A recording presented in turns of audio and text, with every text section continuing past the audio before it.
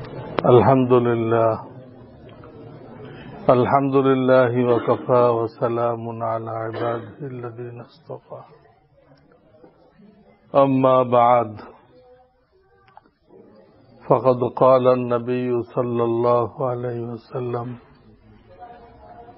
يا معشر الشباب من استطاع منكم الباءة فليتزوج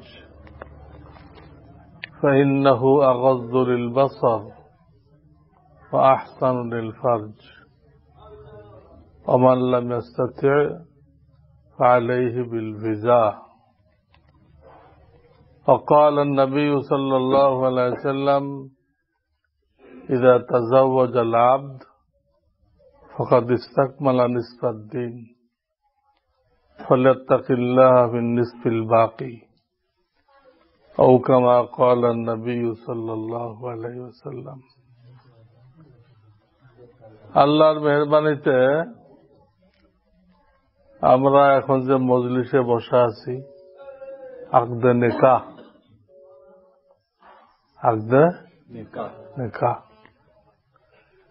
এটাকে দুনিয়ার মানুষরা মনে করে দুনিয়াবি একটা অনুষ্ঠান এই মনে করে। এটা ভুল। শরীয়তের দৃষ্টিতে এটা অনেক বড় ইবাদত। নবীজির সুন্নত জিন্দা করা অনেক বড় ইবাদত। সেই ব্যাপারে আমি একটা হাদিস পড়েছি, ইযা তাজাওয়াজাল আবদ, কোন বান্দা যখন সুন্নত মনে করে বিবাহ করে, আমি নবীর সুন্নত জিন্দা করতেছি। নবী আলাইহিস সালাম বিবাহ করতে বলেছেন। নবী আলাইহিস সালাম বলেছেন আমার ধর্মে ওই বৈরাগ্যতা নেই, জঙ্গলে দিয়ে বসে থাকবা এটা নেই, এগুলো বলেছেন। এবং নবী আলাইহিস সালাম উম্মত বাড়াইতে বলেছেন, তিনি উম্মতকে নিয়ে ফখর করবেন। তো সেই জন্য আমি বিবাহ করতে। এই সহিহ নিয়তে যখন কোন আল্লাহর বান্দা বিবাহ করে, তো এই হাদিসে আসছে ফাকাদ ইস্তাকমালা নিসফাদ দ্বীন, সে তার অর্ধেক দিনকে পরিপূর্ণ করলো। আল্লাহ আমাদেরকে দিন ইসলাম দান করছেন, আখিরি নবীর আখিরি উম্মত বানাইছেন, আমাদের দিন দিচ্ছেন না। দিন, এই দিন মানে দিন রাত না, এই দিন মানে শরিয়ত। দিন মানে শরিয়ত। এই যে দিন দান করছেন, এটা একটা বিশাল জিনিস, এটা জান্নাতের রাস্তা। এই দিনের অর্ধেক সে পুরা করলো। বিবাহ করার পরে দিনের অর্ধেক কি করলো? পুরা করলো। ফাল্যাত্তাকিল্লাহ ফিন নিসফিল বাকি, বাকি অর্ধেকের ব্যাপারে সেজন্য আল্লাহকে ভয় করে। কারণ দুটা চাহিদার কারণে গুনাহ বেশি হয়। বাংলায় বলে জঠর চাহিদা, জঠর মানে পেট, আর যৌন চাহিদা। অধিকাংশ গুনাহ এই দুটোর তাকাজায় হয়। একটা তো বন্ধ হয়ে গেল। এখন যদি বিবাহ করার পর সে অন্যের সুন্দরী মেয়ে, সুন্দরী স্ত্রীর দিক তাকায়, তাহলে নিজের বিবির সাথে না শুকরি হলো, নিজের বিবির সাথে কি হলো? আল্লাহ তো এটা দিতে, দেখো তোমার যেভাবে মনে চায় ব্যবহার করো, কিন্তু আর একজনের দিকে হস্তক্ষেপ করবা না। তখন যে এটা কি হবে? দিনের অর্ধেক পূরণ করা হয়ে যাবে। এবং নবী আলাইহিস সালাম বলেছেন, হে যুবকদের দল, তোমাদের মধ্যে যাদের ভাত কাপড় দেওয়ার তৌফিক আছে তারা বিবাহ করে ফেলো।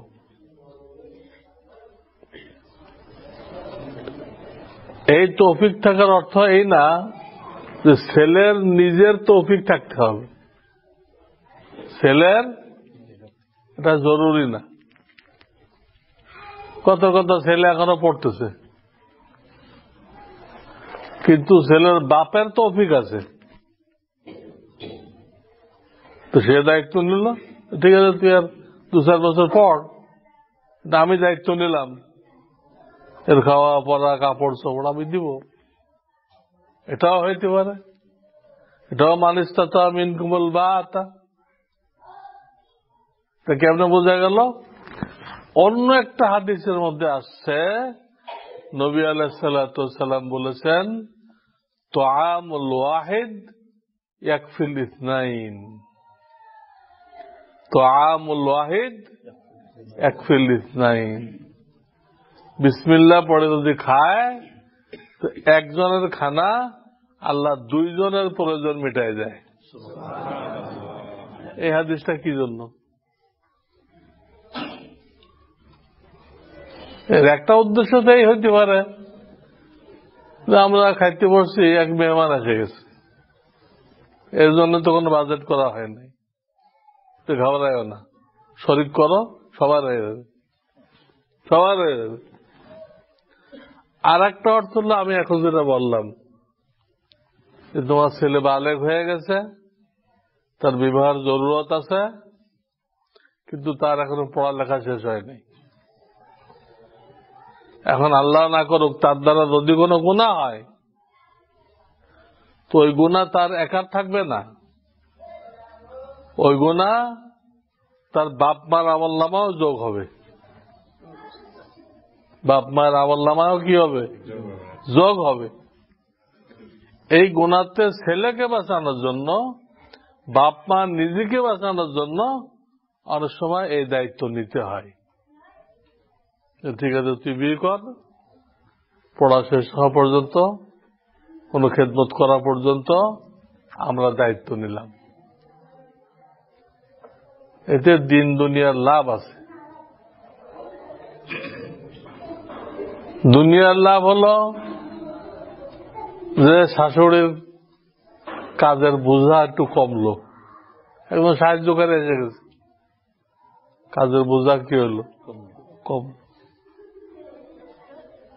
আর আখিরাতের লাভ তো আছেই, সবাই গুনাহতে বেঁচে গেল, তাদের দিনদারি পুরা হয়ে গেল অর্ধেক, এগুলো তো আছে। কিন্তু এটা আমাদের দেশের মুরব্বীরা বুঝতে রাজি না।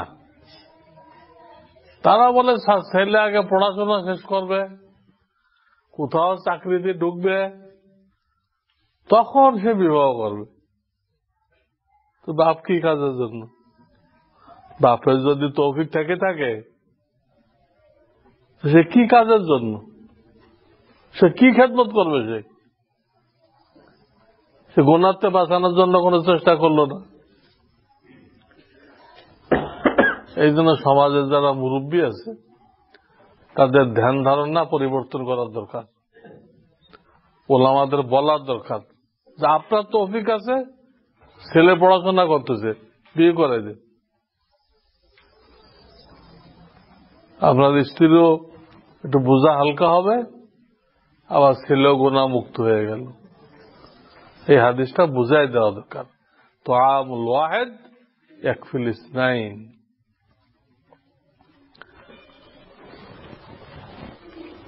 এক হাদিসে আসছে আদ-দুনিয়া কুল্লুহা মাতা' ওয়া খায়রু মাতা'id দুনিয়া আল মারআতুস সালিহা। দুনিয়া আল্লাহ দিয়ে রাখছেন আমাদের সবই নিয়ামত, আল্লাহ নিয়ামত সামগ্রী। তো এই হাদিসে বলতেছে এর মধ্যে বড় নিয়ামত হলো নেককার বিবি, যে তোমাকে নেক কাজ করতে উদ্বুদ্ধ করে, গুনাহ করতে দেয় না। সে বলে একক তো খেয়ে থাকবো, কিন্তু তুমি কোনো ঘুষের পয়সা নিবা না, কোন নাজায়েজ পয়সা নিবা না, একক তো খেয়ে থাকবো, এই কথা বলে। স্বামীর মুখে দাড়ি না থাকলে দাড়ি রাখতে নসিহত করে, তোমার মহিলা মানুষের মতো দেখা দেয়, দাড়ি রাখো। দাড়ি রাখো, ওকে বেটা মানুষের মতো দেখা যাক। তাদের দাড়ি হয়েছে, এই যে দাড়ি না রাখে একদিকে তার চেহারা কাফের মতো হয়ে যায়, আল্লাহর দুশ্মন, আর একদিকে তার চেহারা হয় কার মতো? মহিলার মতো। তো পুরুষ হয়ে মহিলার চেহারা ধারণ করা কি হালাল না হারাম? হারাম। আবার মহিলা হয়ে পুরুষের চেহারা ধারণ করা, আজকাল ঢাকায় দেখি কানে দুল পরে, গলায় চেন পরে, হাতে ব্রেসলেট পরে, আবার জামার কালারটাও মহিলাদের কালার, পুরা মহিলা হয়ে গেছে।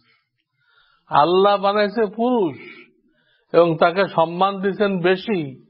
আর রিজালু কাওয়ামুন আলান নিসা লিরিজালি আলাইহিন্না দারাজাত, আল্লাহ তার মাকাম উপরে রাখছে, কিন্তু তার কোন এলেম কালাম না থাকায় সে কোনটাতে আসতেছে?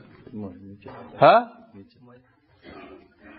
একজনের বলা হলো তুমি এই মাদ্রাসার প্রিন্সিপাল,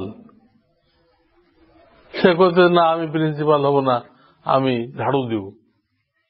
কি হলো এটা? তাকে এত বড় সম্মান দেওয়া হলো যে তুমি প্রিন্সিপাল, সে কয় না প্রিন্সিপাল না, আমি হলো ঝাড়ুদার। এটা কি ঠিক হবে তার জন্য? ঠিক হবে না। আর তো এই হাদিসে বলা হয়েছে সর্বোত্তম নেয়ামত হলো বিবি, নেক বিবি। মা খাদিজাতুল কুবরা নবীদের প্রত্যেকটা পেরেশানিতে পাশে দাঁড়াইছেন, সান্ত্বনা দিচ্ছেন, নবীকেও সান্ত্বনা দেওয়া হয়েছে। বিবিরা কি করতে পারে? যারা ঘুষখোর, বিবিদের কারণে ঘুষখোর হয়েছে। বিবিকে ফ্রিজ লাগবে, এসি লাগবে, এই লাগবে, সেই লাগবে, শোকেস লাগবে, আর বেতনে তো হয় না, এগুলো বেতনে তো হয় না। তখন ওই বেটার কি করতে হয়? ঘুষ খাইতে হয়, হারাম পয়সা নিতে হয়। তো এই লোকগুলো তো গোমরা হয়েছে, বিবির কারণে হয়েছে। নেক বিবি পায় নাই, বিবি নেক হইতে হবে। এবং এই হাদিসের তাকাজা হলো, যেহেতু এটা সর্বোত্তম নেয়ামত, খায়রু মাতাঈদ দুনিয়া আল মারআতু সালিহা, তার সাথে সর্বোত্তম ব্যবহার করতে হবে। এটা অন্য হাদিস দ্বারাও সাবেত।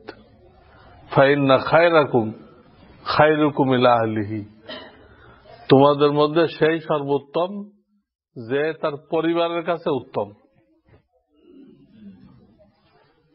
কারো পরিবারকে যদি জিজ্ঞেস করা হয় তোমার স্বামী কিরকম, কয়েন না, কথায় কথায় গালাগালি, ঝাঁটা লাথি, এই হলো আমার স্বামী। যার স্ত্রী এই মন্তব্য করে, এই লোক কোনো দিন আল্লাহ রসুলের কাছে ভালো হইতে পারবে না।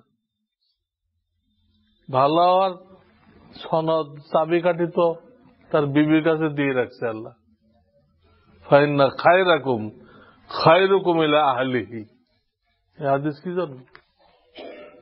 মিশকাত আছে এখানে? হ্যাঁ, তোমাদের সব হাদিস কিন্তু হল হয়ে যেতে, খেয়াল করো, খালি বয়ান শুনো না, কোন কোন হাদিস হল হয়ে গেল এটাও খেয়াল করো। আর এক হাদিসে বলা হয়েছে ফাইন্না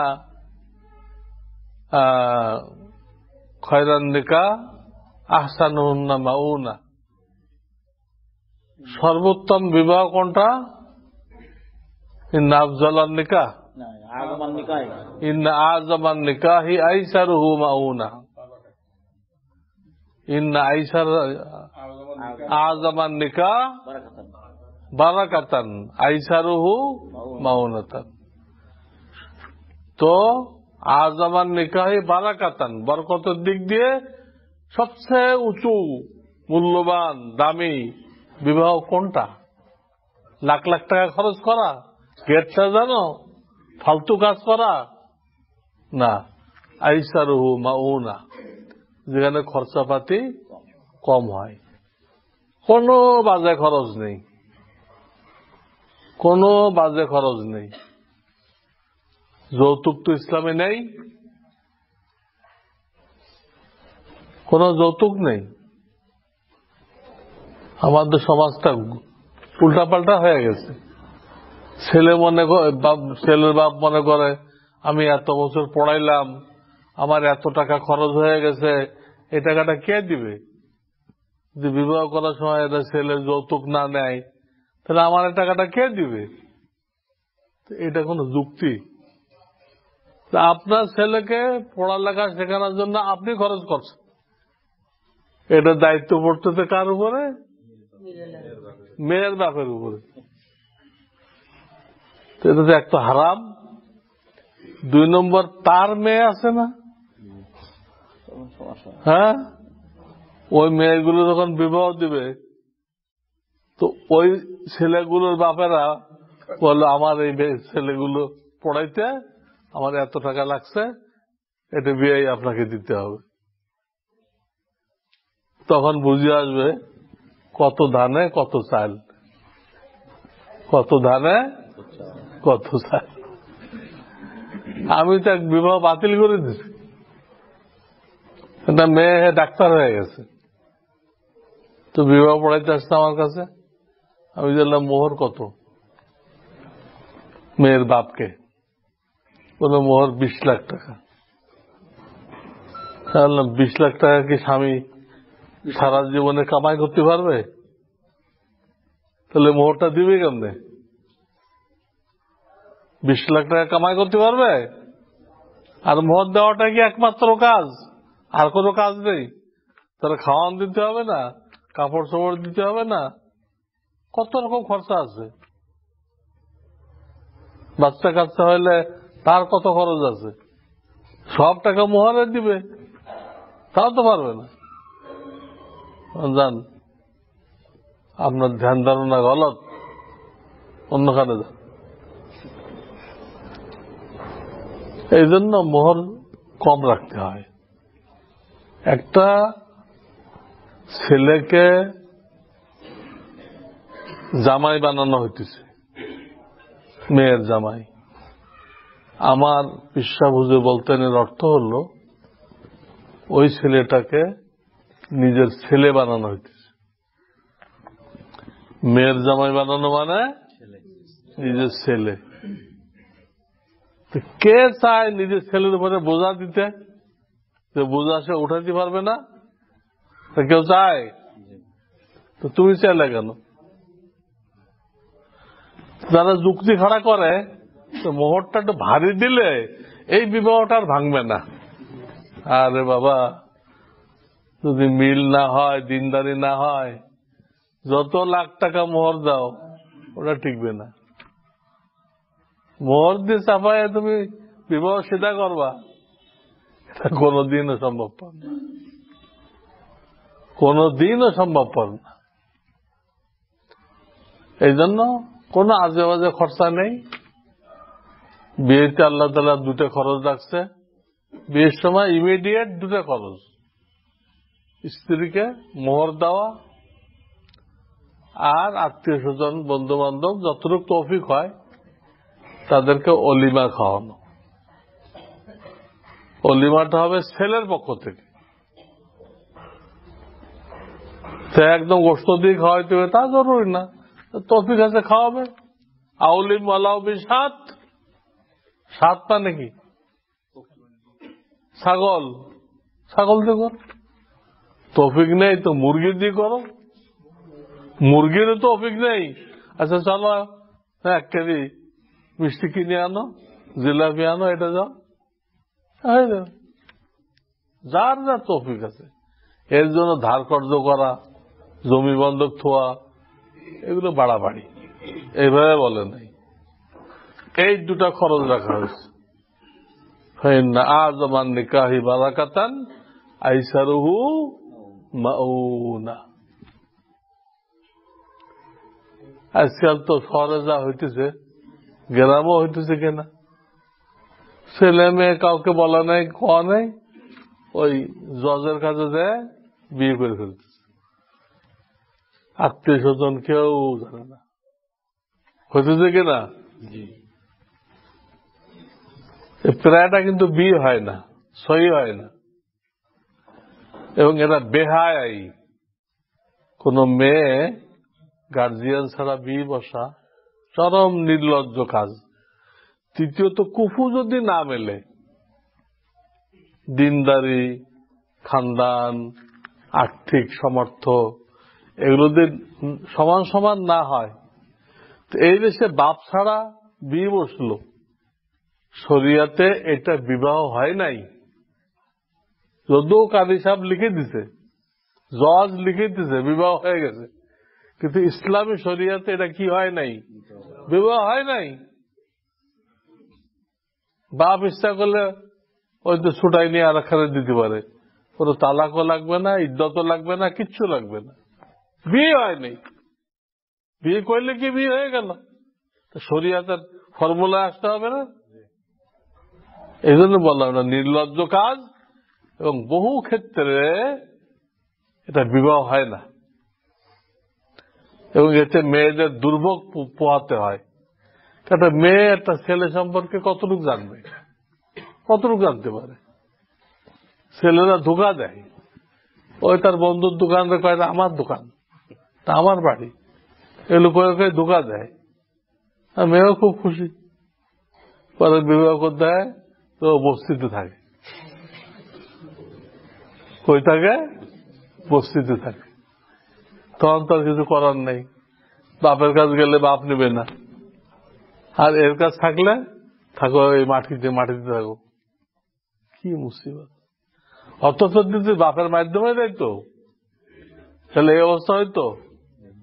বাপ একটা মেয়ে যখন বিবাহ দেয় তো তন্ন তন্ন করে দেখে ছেলের পড়ালেখা কি আছে, কি করে খায়, তার বাড়ি ঘরের অবস্থা কি, পর্দা আছে কিনা, সব ঘেটে ঘেটে দেখে। দেখে পুরা ইতমিনান হইলে তারপরে মেয়েটা সেখানে বিবাহ দেয়। তো বাপ এই যে খাটাখাটনি করলো মেয়েটার সুখ শান্তির জন্য, তো মেয়ে একা কি পারবে এটা? এই জন্য কোর্ট ম্যারেজ ইসলামে একটা গলত সিস্টেম। এমনকি আমাদের দেশে স্কুল কলেজে একটা পরিভাষা হয়ে গেছে, হ্যাঁ, ছেলেদের বান্ধবী থাকে, মেয়েদের কি থাকে? বন্ধু থাকে। স্কুল কলেজ ছাড়াও হয়ে গেছে মনে হয়, গ্রামে আছে কিনা। এটা একদম নাজায়েজ। ইসলামে এই নামে কোনো আত্মীয়তা নেই। কোন মেয়ের বান্ধবী থাকবে আর কোন ছেলের বান্ধবী থাকবে আর মেয়ের বন্ধু থাকবে, এই নামে কোন আত্মীয়তা আমাদের ইসলাম ধর্মে নেই।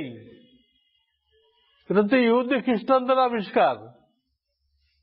তারা এগুলো আবিষ্কার করছে জেনার দরজা খোলার জন্য,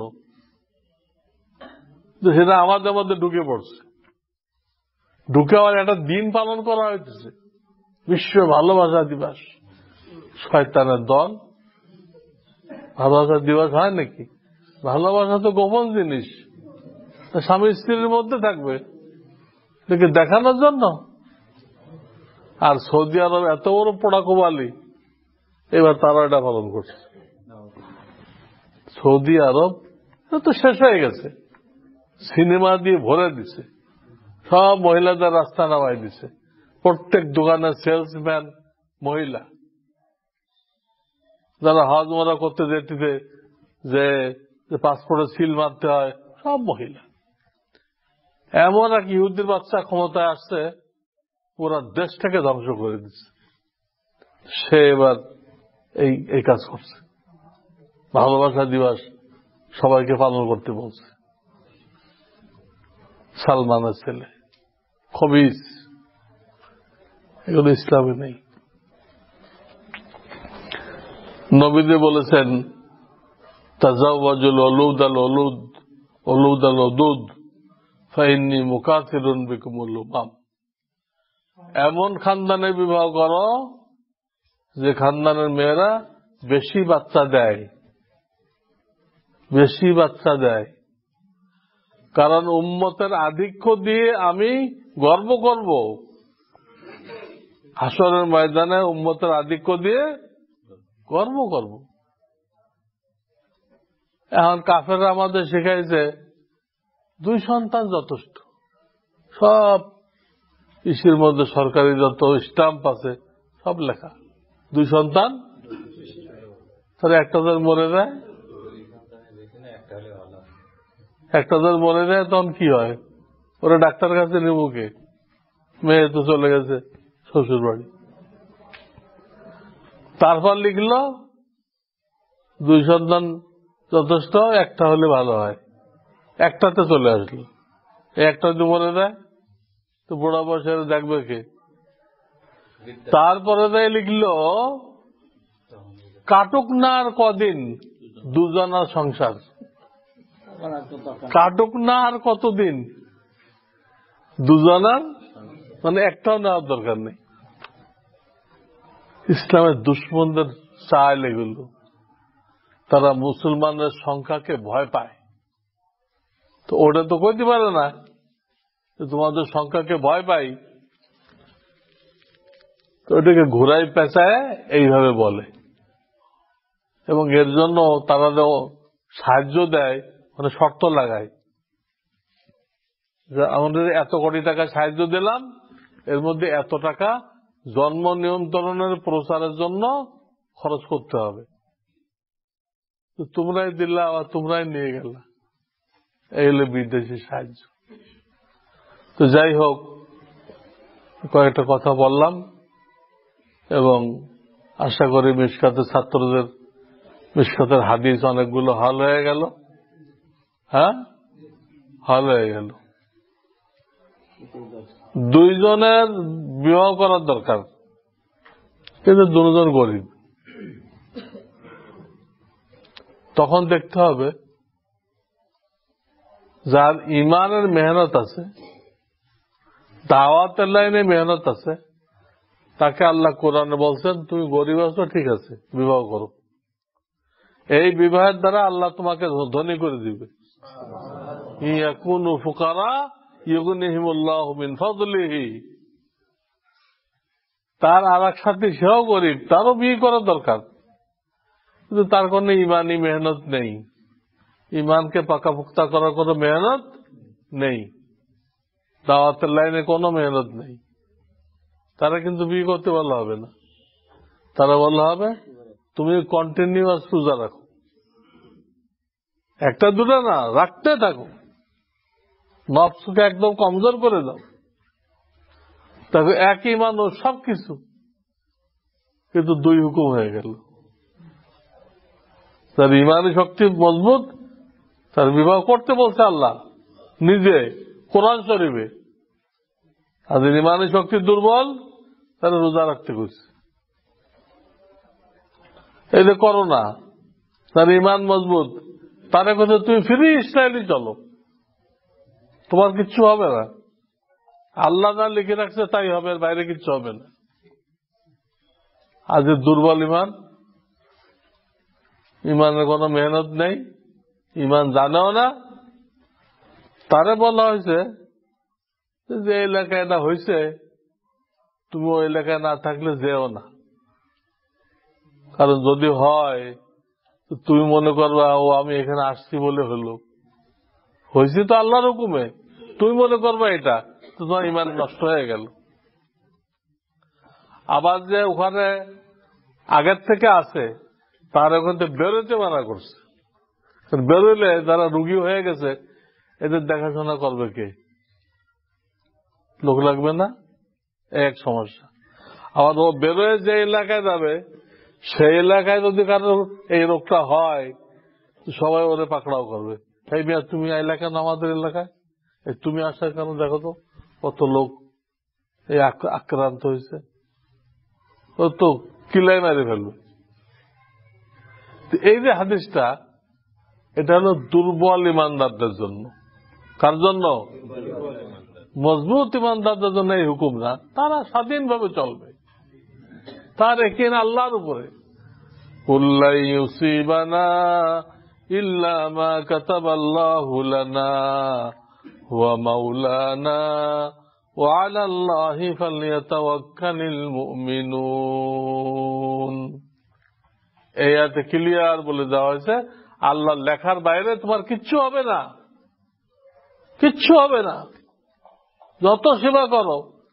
আমরা ঢাকাতে দেখছি অনেক লোক এই ধরনের রোগীকে খুব সেবা করছে, তাদের কিচ্ছু হয়নি। আর কিছু লোক ওই ঘরে ঢোকে নাই, আর এক ঘরে রয়েছে, নাক মুখ বেঁধে একদম। আর মুখে একটা লাগায় কি জন্য একরকম লাগায়, মুখটা শুকুরের মতো দেখা যায় ওটা লাগাইলে। এত দূরে রয়েছে, এর এটা হয়ে গেছে যে কাছে আসলো না, বাপরে দেখতে আসলো না, এর হয়ে গেছে। আর যে খেদমত করলো তার কিচ্ছু হয়নি। সোয়াশে কেমনে হলো? হ্যাঁ, সংখ্যা নামক কেমনে হলো? এইগুলো আমাদের ডাক্তাররা ওই যে ইহুদি খ্রিস্টানদের থিওরি পড়ে আসছে, ওখান থেকে মুখস্থ করছে,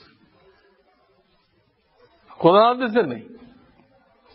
ডাক্তার ইঞ্জিনিয়ার কিছু কইলে আমরা মানব না, আমরা এটাকে কোরআনের সাথে মেলাবো, হাদিসের সাথে মেলাবো, যেটুক মেলে ওটুক নেব, আর বাকিটা সব বঙ্গোপসাগরে ফেলে দিব। যত বড় ডাক্তার হোক, পড়ছো তো ইহুদিদের থিওরি, রসুলের থিওরিতে পড়ো নাই তুমি, এই হলো কথা। এই জন্য সবচেয়ে বেশি ভয় পাইছে ডাক্তাররা। করোনার ভয় সবচেয়ে খারাপ হয়েছে, মরছে ওরা বেশি। ঢাকার সব হাসপাতাল বন্ধ হয়ে গেছিল, কোন রুগী গেলে নেয় না, ডাক্তার আসে না।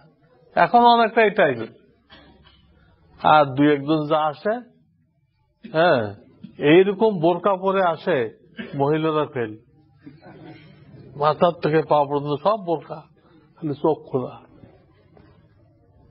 আগে মহিলাদেরকে হিজাব পড়তে দেয় নাই, কারণ আল্লাহ ওদেরকে হিজাব পরাই দিচ্ছে। মহিলাদের পড়তে দিবে না, তুই পড় তাহলে। তো আমাদের বিশ্বাস রাখতে হবে যে আমরা যে যা বলুক আমরা না নিব না, আমরা কোরআন হাদিস অনুযায়ী ফয়সালা করব।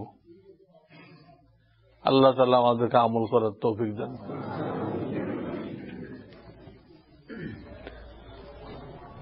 ছেলের নাম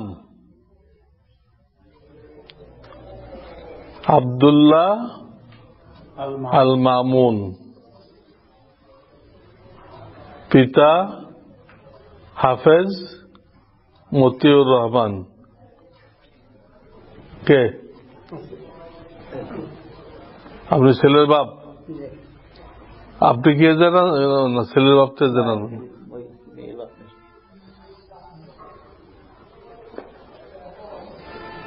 গ্রাম লক্ষ্মীখোলা। আর বের নাম হলো মুসাম্মাদ নিশাত সফিনা, পিতা হাফেজ মাওলানা আব্দুর রব, গ্রাম কমলাপুর। মেয়ের এজেন্ট কে আছে? তুমি সামনে আসতে হবে, উনি আসুক, তুমি সামনে আসো।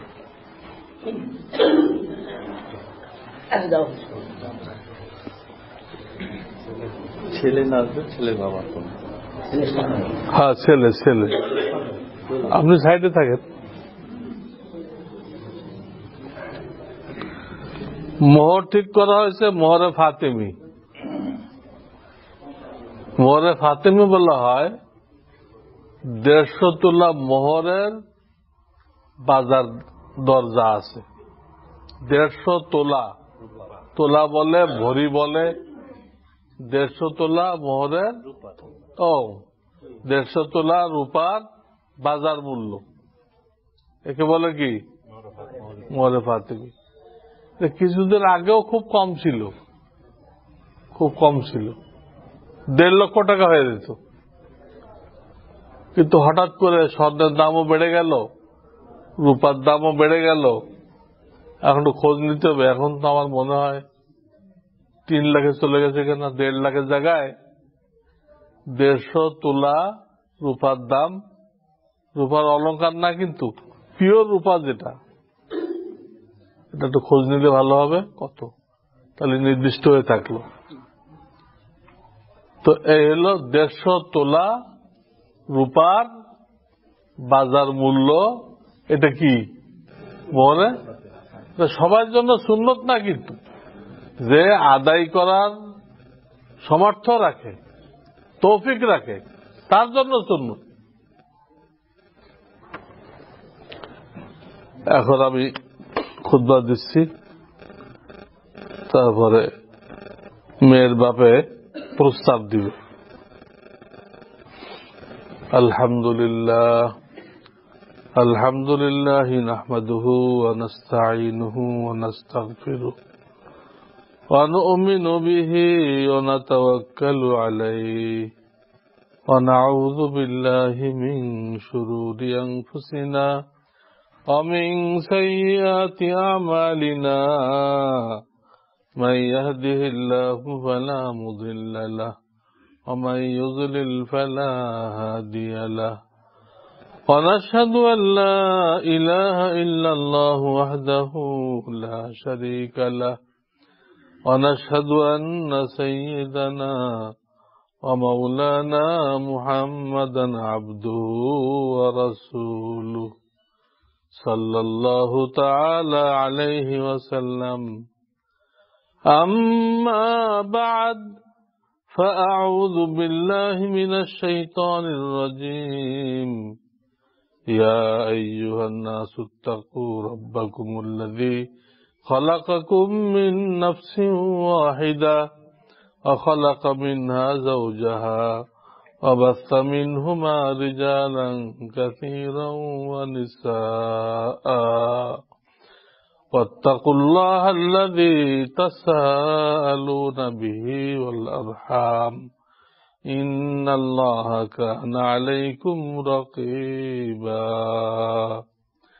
وقال النبي صلى الله عليه وسلم إن أعظم النكاح بركة أيسره مؤونة وقال النبي صلى الله عليه وسلم الدنيا كلها متاع وخير متاع الدنيا المرأة الصالحة أو كما قال النبي صلى الله عليه وسلم প্রস্তাব আমি আমার মেয়ে নিশাত সফিনাকে তার পক্ষ থেকে উকিল হইয়া মোহরে ফাতেমির আওয়াজে আপনি মৌলানা মোহাম্মদ আব্দুল্লাহ আল মামুন এর নিকট বিবাহ দিলাম। তুমি এটা শোনাই বলো, আলহামদুলিল্লাহ আমি কবুল করিলাম। শুনতে পেয়েছ? দোয়া দাও। বারাকাল্লাহু লাকা বারাকাল্লাহু আলাইকা ওয়া জামা বাইনাকুমা ফি খায়র। দুরূদ শরীফ পড়ি। মুহাম্মদ اللهم صل على سيدنا اللهم صل على سيدنا سبحان الله وبحمده سبحان الله اللهم صل على سيدنا محمد النبي ربنا وآتنا ما وعدتنا على رسلك ولا تخزنا يوم القيامة إنك لا تخلف الميعاد ربنا آتنا في الدنيا حسنة وفي الآخرة حسنة وقنا عذاب النار يا رب العالمين يا أرحم الراحمين। তোমার বান্দারা আল্লাহ তোমার মুহাব্বতে, তোমার হাবিবের মুহাব্বতে দুনিয়ার সব হাল ত্যাগ করে আল্লাহ তোমার দরবারে চলে আসছে। আল্লাহ তোমার হাবিবের সুন্নতকে জিন্দা করার জন্য। আল্লাহ তিনি মসজিদের মধ্যে সাদা সিধা ভাবে বিবাহ পড়াই দিতেন, সেই সুন্নতকে জিন্দা করার জন্য তোমার ঘরে চলে আসছে। আল্লাহ তুমি আকদের নিকাহকে কবুল ও মঞ্জুর করে নাও।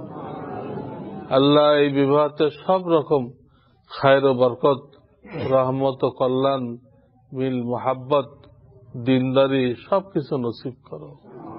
এ আল্লাহ এই দম্পতি সারা জীবন আল্লাহ আল্লাহর হুকুম মতো, রসুলের তরিকা মতো মোহাব্বতের সাথে দিন যাপন করতে পারে, আল্লাহ তৌফিক দান করো। আল্লাহ শয়তানের হামলা থেকে, শয়তানের ষড়যন্ত্র থেকে আল্লাহ তাদেরকে হেফাজত করো। আল্লাহ তাদেরকে নেক আওলাদ নসিব করো, যারা দুনিয়াকে হেদায়েতের আলো দিয়ে চমকাই দিবে। ইয়া রাব্বাল আলামিন, আমরা যারা উপস্থিত আছি আমাদের সকলকে এই নিয়ামত দান করো। আমরা আমাদের ছেলে মেয়েকে যেন এইভাবে মসজিদের মধ্যে সাদাসিধা ভাবে এই আকদের নিকাহ পড়াইতে পারি, আল্লাহ আমাদেরকেও সেই তৌফিক দান করো। ইয়া রাব্বাল আলামিন, আমাদের সকলের নেক মকসুদ পুরা করে দাও, আমাদের সকলকে মাফ করে দাও। আমাদের মুরব্বী যারা চলে গেছেন আল্লাহ তাদেরকে মাফ করে তাদের কবরকে জান্নাতের বাগান বানায় দাও। আল্লাহ আমাদের যার যে পরেশানি আছে, রোগ ব্যাধিওয়ালা মুসিবত আছে, আল্লাহ সব তুমি দূর করে দাও।